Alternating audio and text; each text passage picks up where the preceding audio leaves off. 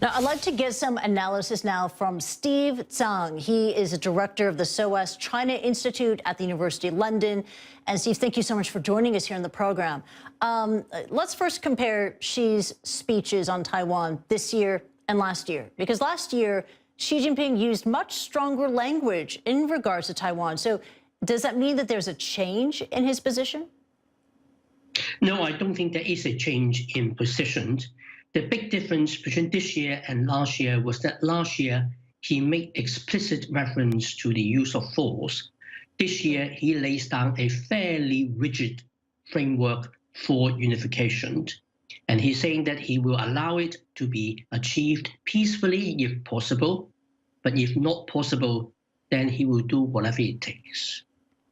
And that framework is one country, two systems. But why will Xi Jinping use that as a model for Taiwan when Hong Kong, where this principle is in place, is not necessarily a success story for Beijing?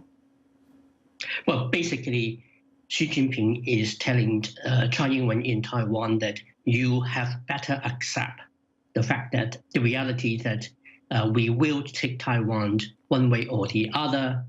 The least harmful option for you is to accept a peaceful resolution by the one country, two system model, and it is not negotiable. Just get on with it. I think that's the basic message.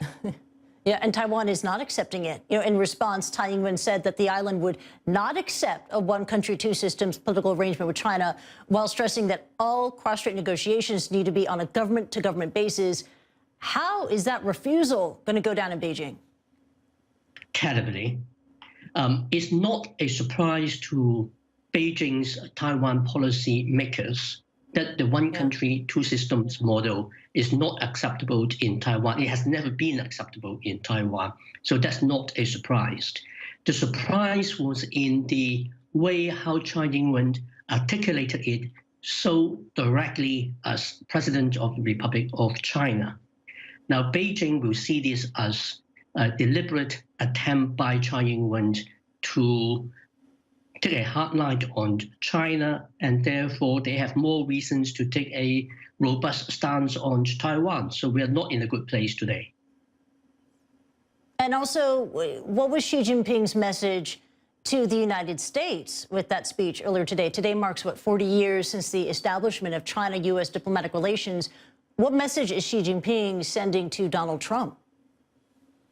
Well, the message to the United States is essentially that while Xi Jinping would prefer not to use force over Taiwan, and this does not apply to any outside forces, implying the United States, and therefore is a warning to the United States to stay out of the Taiwan issue, and Taiwan issue will therefore be resolved peacefully by China, and if the Americans get involved, then it is America's fault to result in a less than peaceful means of resolving the Taiwan issue.